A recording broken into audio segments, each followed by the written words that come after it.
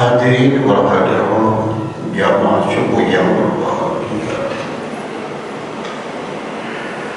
Pertama-tama marilah kita bersama-sama bersyukur kepada Allah Subhanahu wa taala.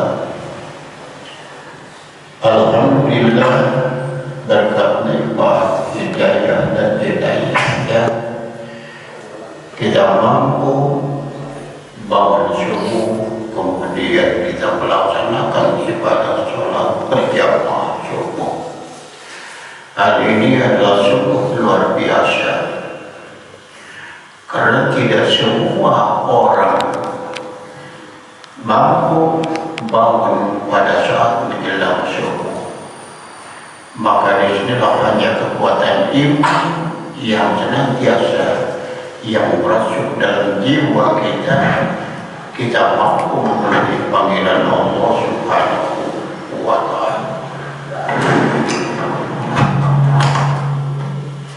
Hadirin wa hadirat jamaah subuh yang berbahagia. Pada pertemuan ini saya menyampaikan tentang pentingnya mujahadah. Dalam Al-Quran dijelaskan, A'udzu billahi minasyaitonir rajim, bismillahirrahmanirrahim. Alladzina hajaru wa jahadu bi amwalihim wa anfusihim haqqa jihad.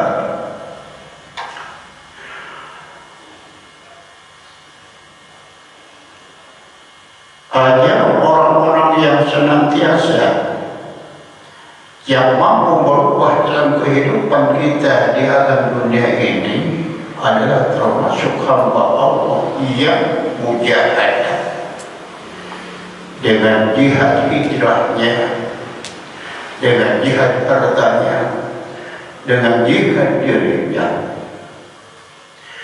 Maka itulah yang disebut dengan mujahadah, adalah kesungguhan dalam rangka kita melaksanakan amalia dalam kehidupan kita di alam dunia ini.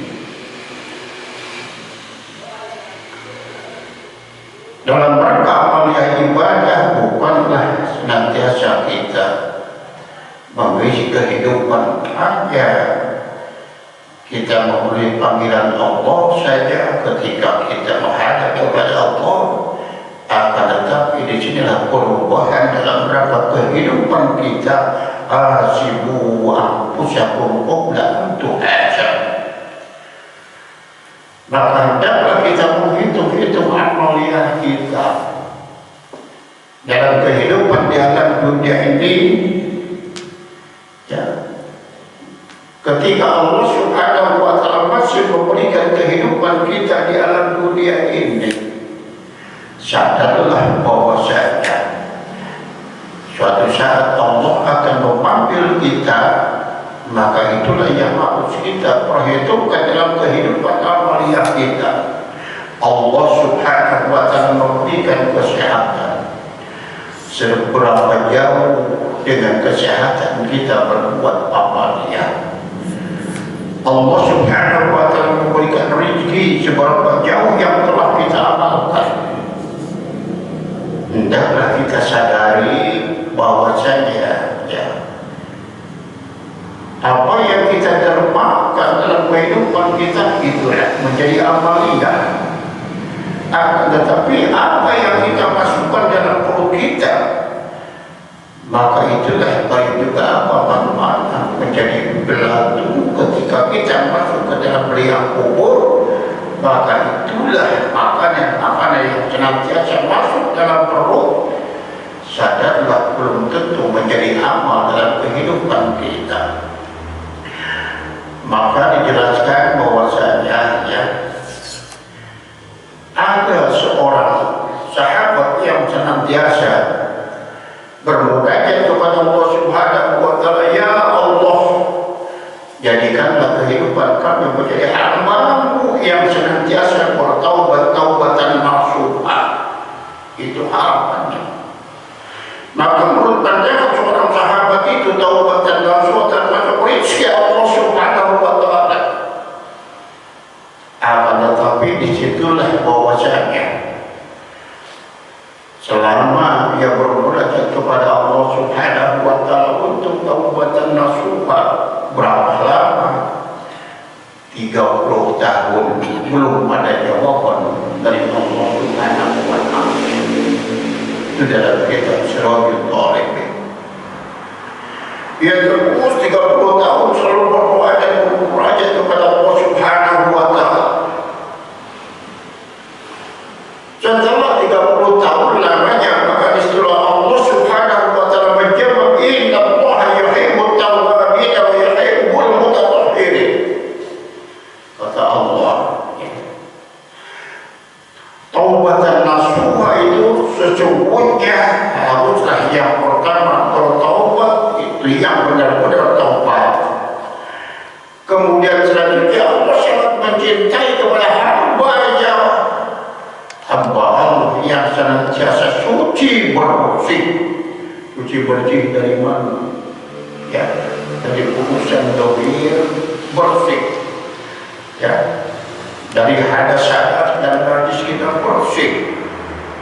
Itu Allah sangat mencintai. Kemudian urusan batin juga harus bersih. Hati juga harus bersih. Ya. Hati juga harus ikhlas.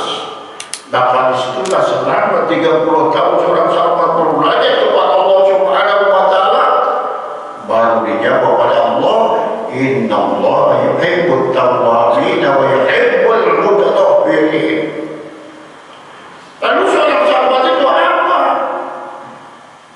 Tentang rezeki yang berbeda kepada Allah Subhanahu wa ta'ala, maka yang membuat rezeki dengan kekayaan yang berlimpah, tidak. Yang berlimpah, tidak. Akan tetapi bagaimana seorang sahabat memunajat kepada Allah? Hanya memohon rezeki taubatan nasuha. Bukan materi yang senantiasa kita harapkan dalam kehidupan saat ini. Akan tetapi sungguh ingin memposisikan dirinya menjadi hamba Allah yang taubatan nasuha, terus berharap itu selama 30 tahun. Kemudian ada lagi, ya, seorang sahabat satu lagi pada saat itulah, ya, pada saat itu dalam cerita ini, seorang itu kedatangan Afun adalah saudaranya.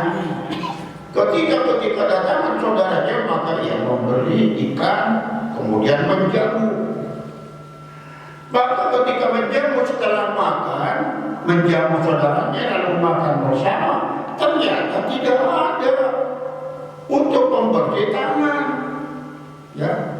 Maka ketika itu dia masuk ke lahan tetangganya, membuka pagarnya. Lalu bagaimana pada saat itu? Dia mengambil tanah. Lalu tanah itu dipakai untuk membasuh tangan saudaranya dan dia sendiri. Karena setelah makan dia mungkin takut bau anyir. Baru sadar.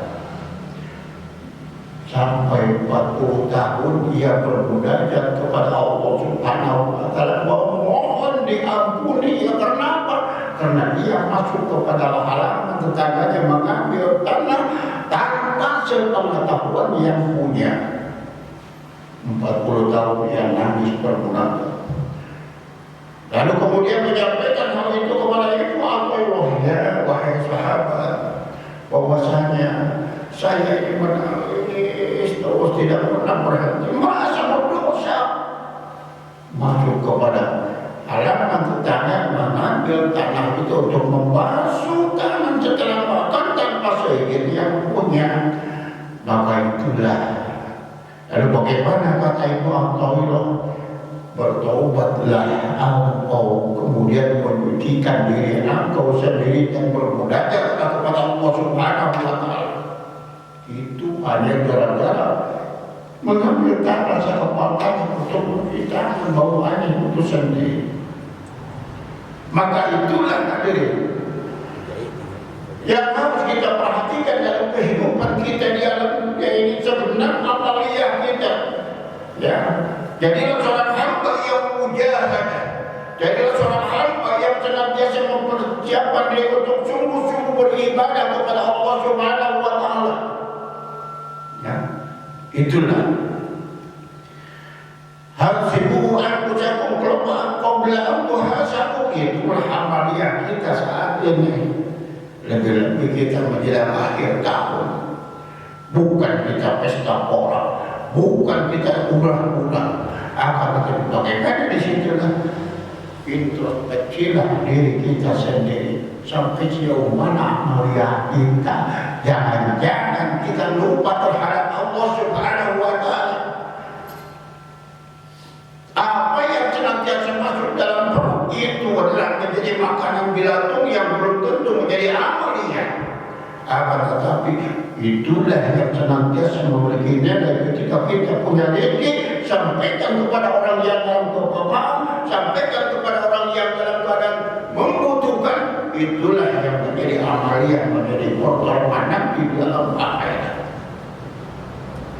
Ya, saat ini mengapa manusia banyak yang tergolong kepada perilaku-perilaku iblis itu? Maka dijelaskan iblis itu sebelum dikutuk oleh Allah Subhanahu wa Ta'ala, iblis itu termasuk ahli ibadah. Iblis itu termasuk dalam abidin. Iblis itu adalah percaya Allah Subhanahu wa Ta'ala khazibul jannati. Bagaimana iblis itu menjadi juru kunci surga sebelum dia dikutuk oleh Allah Subhanahu wa Ta'ala sebagai penghuni neraka? Itu berapa lama? Arba'ina al-fasanatin, 40.000 tahun iblis itu dipercaya untuk menjaga, menjadi juru kunci surga. Itu. Dan kemudian iblis itu bersama para malaikat, al-malaikat, bergaul berkumpul dengan para malaikat. Berapa lama? Samadina al-fasanatin, yaitu 80.000 tahun iblis itu bergaul bersama dengan malaikat. Itu, ya. Iblis itu bahkan menjadi raja daripada malaikat ruhani. Ya, itu. Kemudian selanjutnya bahwa doa malaikat. Kemudian bagaimana iblis itu bercampur bergaul dengan para malaikat? Bahkan itulah iblis itu mengajarkan kepada para malaikat. Berapa lama wa isrina al-wasamati, selama 20.000 tahun iblis mengajar kepada malaikat. Itu, ya. Iblis itu orang percaya mengenai aras. Bahkan pada langit yang pertama ada nama di situ, ya. Pada langit yang kedua ada nama di situ, karena untuk nama iblis. Langit kedua, yang ketiga, keempat, sampai ketujuh. Maka jelas gelar iblis itu menjadi abidin, ahli ibadah kepada Allah Subhanahu wa Ta'ala. Itu, ya, luar biasa. Maka iblis itu pada saat ini lebih cerdas daripada kiai, lebih cerdas daripada ulama, lebih cerdas daripada agama. Maka itulah siapa yang namanya Barsiso kandas dalam rayuan iblis. Siapa yang namanya Abu bin Hasim yang kandas sekalipun dia ahli ibadah, tapi tidak termasuk ahli surga, karena iblis menggodanya lebih dalam lagi dan iblis lebih cerdas. Itulah yang harus kita perhatikan. Makanya dalam kajian-kajian kita Suratul Talibin ini jarang sekali. Kalau kita beli kitab kemana? Ngajinya. Kiainya sudah jarang yang bisa. Ya. Maka disitulah yang senantiasa harus kita perhatikan mujahadah. Hendaklah kita menjadi hamba Allah yang selalu bermujahadah. Hendaklah menjadi hamba Allah yang sungguh-sungguh menjadah wajadah barang siapa yang sungguh-sungguh, barang siapa yang qiyam ya dalam rangka amal ibadah, insya Allah Allah memberikan pahala yang tidak terhingga. Namun dalam suatu riwayat ada lagi yang dijelaskan, seorang laki-laki yang selalu ia berbuat maksiat, kemudian tobat, berbuat maksiat lagi, kemudian tobat lagi, berbuat maksiat lagi, tobat lagi, maka itulah bagaimana Allah Subhanahu wa taala digolongkan Allah Subhanahu wa taala termasuk hamba Allah yang mempermainkan kepada Allah Subhanahu wa taala. Itulah ya jamaah suku yang berbahagia. Maka dalam kehidupan kita di saat ini menjadi hamba Allah yang mujahadah, menjadi hamba Allah yang beriman dan bertakwa kepada Allah Subhanahu wa taala. Hanya hamba Allah yang beriman dan bertakwa yang mampu menyelamatkan kehidupan nanti di pengadilan akhirat yang akan terjadi. Maka berilah hati kita, maka peliharalah ucapan kita, maka peliharalah tindakan kita. Ternyata ibadah itu bukan hanya ketika menghadap kepada Allah Subhanahu wa taala, akan tetapi banyak urusan-urusan dengan manusia yang harus kita bereskan persoalannya. Nah, sungguh luar biasa. Maka dijelaskan lagi, hasibu anfusakum qabla an tuhasabu, hasibu anfusakum qabla an tuhasabu. Maka disitulah hadirin jamaah suku yang berbahagia, marilah kita bersama-sama menghitung amalia kita. Kita tidak tahu bahasanya rahasia Allah tentang kematian manusia. Kematian manusia tidak hanya terbatas kepada usia tua, juga tidak terbatas kepada usia muda. Akan tetapi Allah Subhanahu wa taala telah menetapkan takdirnya setiap hamba Allah tentang kematian. Wa mal hayatud dunya illa mata'ul ghurur. Sadarlah bahwa kehidupan kita di alam dunia banyak tipuan-tipuan yang belum tentu menyelamatkan kepada kita. Akan tetapi sungguh menjadi kehidupan yang rancu, senantiasa membawa siksa nanti dalam neraka yang akan kita alami. Maka iblis itu tidak pernah berhenti menggoda. Iblis selalu ibadah lebih ibadah daripada kita. Ya. Maka bagaimana keangkuhan iblis itu karena kecerdasannya, keangkuhan iblis itu karena kepintarannya, keangkuhan iblis itu karena ia termasuk seorang guru kepada para malaikat. Itu yang jadi persoalan. Ya. Maka oleh karena itulah ya, kita harus selalu banyak istighfar kepada Allah Subhanahu wa taala agar dijauhkan daripada godaan iblis itu sendiri. Ana khalaqani min nar, saya diciptakan oleh Allah Subhanahu wa taala daripada api. Wa anta khalaqtahu min tin, sedangkan Adam diciptakan dari tanah yang dijaminnya. Bagaimana mungkin saya bersujud kepadanya? Saya lebih pintar, saya lebih jelas. Maka iblis itu semua termasuk golongan ghafilin, termasuk golongan hamba Allah yang lupa kepada Allah Subhanahu wa taala. Maka Allah mengutuk kepada iblis menjadi penghuni neraka. Itulah yang harus kita perhatikan. Ternyata bahwasanya iblis itu adalah lebih ibadah daripada para kiai, para ulama, para agama. Iblis itu lebih cerdas dan lebih pintar terhadap semua para hamba manusia. Maka di sini kadang-kadang kita ada manusia lebih cerdas, merasa dirinya itu lebih cerdas, merasa dirinya lebih pintar. Sungguh iblis itu lebih cerdas dan lebih pintar daripada manusia. Kiai pun bisa tersungkur dengan rayuannya. Maka oleh karena itulah hadirin yang masuk yang berbahagia, marilah kita bersama-sama dalam kehidupan kita. Wa iyyaka, hendaklah kita selalu memohon perlindungan kepada Allah Subhanahu wa taala. Anda tentang diri kita ini, sungguh diri kita ini lemah di hadapan Allah Subhanahu wa taala. Amrul iblis ada semua urusan iblis, ya. Itu. Maka dalam rangka amal yang ibadah saja kita melaksanakan ibadah salat subuh, sungguh tidak sekali untuk bangun pagi. Maka itulah iblis merayu, biarlah nanti masih ada waktu untuk sholat subuh berjamaah.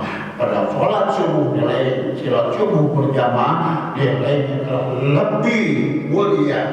Maka setelah Allah menjamin selama kehidupannya dalam satu hari itu bagi hamba Allah yang telah melaksanakan sholat subuh berjamaah, tentang rezekinya, tentang usianya, maka jadilah hamba Allah yang memiliki sikap mujahadah. Kita bersungguh-sungguh kepada Allah Subhanahu wa taala dalam rangka melaksanakan amal yang kita, ibadah kita kepada Allah. Adalah orang yang beriman dan bertakwa kepada Allah yang mampu menyelamatkan dirinya. Alladzina yunfiquna fis-sarra'i wad-dharra'i wal-kadhimina al-ghaidh, orang yang bertakwa yang tidak pernah berhenti menjadi dermawan dalam keadaan kaya maupun dalam keadaan miskin. Wal-kadhimina al-ghaidh, orang yang bertakwa yang mampu menahan amarah, ya. Biarlah orang lain membenci kepada kita, kalau kita sabar, maka bagaimana orang yang selalu mendolimi dan membenci kepada orang lain, lalu kita hadapi dengan kesabaran, pahala dia akan diberikan kepada orang yang didolimi. Maka di dalam ayat sudah tidak mustahil banyak hamba Allah yang bangkrut dalam hidupnya karena ia tidak pernah berhenti mendolimi kepada orang lain. Maka disitulah waktu dibilang baik, Allah amarah, walau tidak dinas, jadilah hamba Allah menjadi pemaaf. Dan hadirin yang maksudku yang berbahagia, demikianlah yang saya sampaikan, yang mudah-mudahan ya ada manfaatnya buat kita sekalian. Sekalipun hari ini tidak lama, akan tetapi sudah tentu menambah wawasan, menambah keilmuan dalam rangka kita menegakkan amal yang ibadah. Allahumma amin ya rabbal alamin. Alhamdulillah rabbil alamin dan syakirin. Hadda ta'amin hadda yuwabina ma wa yuqar wajida. Ya rabbana alhamdu kama yanbaghi jalali wajhil karim wa sultan. Ya Allah, kuatkanlah iman kami ya Allah, kuatkanlah ibadah dan takwa kami ya Allah. Kalau perkara hidup kami ya Allah menjadi hamba-Mu yang senantiasa memiliki sikap mujahadah, semangat dalam rangka kita mengabdi ibadah kepada Allah Subhanahu wa taala, dan semangat kita dalam rangka memelihara hablum minallah. Ya Allah ya Rabb, kabulkanlah permohonan dan doa kami agar senantiasa Allah memberikan kerinduan kepada kami dalam rangka melaksanakan amal yang ibadah kepada Allah ataupun ibadah kepada sesama hamba Allah dalam rangka hablum minallah. Rabbana atina fid dunya hasanah wa fil akhirati hasanah wa qina adzabannar walhamdulillahi rabbil alamin. Demikian yang disampaikan, mohon maaf atas segala kekurangan. Wassalamualaikum warahmatullahi wabarakatuh.